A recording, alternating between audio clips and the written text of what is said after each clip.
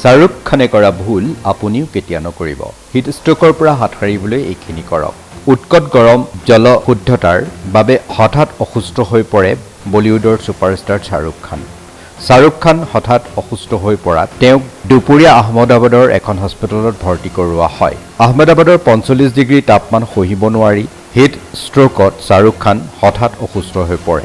এই হিট ষ্ট্ৰোকৰ পাছত বলিউডৰ কিং খান প্ৰকাশ কৰে যে এইদৰে হিট ষ্ট্ৰোক সাধাৰণ মানুহৰ হলে জীৱন পৰ্যন্ত হানি হ'ব পাৰে। হিট ষ্ট্ৰোক হলে শীঘ্ৰে চিকিৎসকৰ কাষ চপাটো প্ৰয়োজন। হিট ষ্ট্ৰোকত আক্ৰান্ত হোৱা বুলি কেনেকৈ জানিব।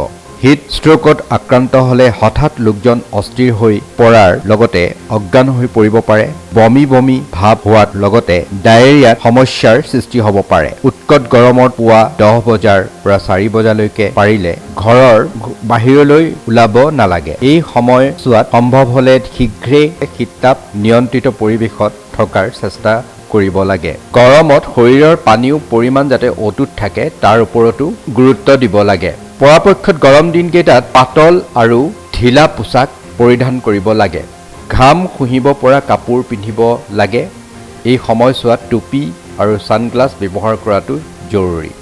গৰমৰ দিনকেইটাত ঘৰৰ বাহিৰলৈ কৰ্মসূত্ৰে যাব লগা হ'লে শৰীৰটো ঠাণ্ডা ৰখাৰ ওপৰতো গুৰুত্ব দিব লাগে। কাম কৰি থকা অৱস্থাতো বিশ্ৰাম লোৱাটো জৰুৰী। কামৰ মাজত পানী খোৱাৰ অভ্যাস অটুট ৰাখক।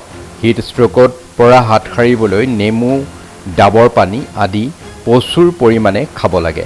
তদুপৰি গৰম দিনকেইটাত বিভিন্ন ধৰণৰ সতেজ ফল মূল খালে পুষ্টিৰ উপৰিও শৰীৰ ঠাণ্ডা কৰি ৰখাত সহায় কৰে।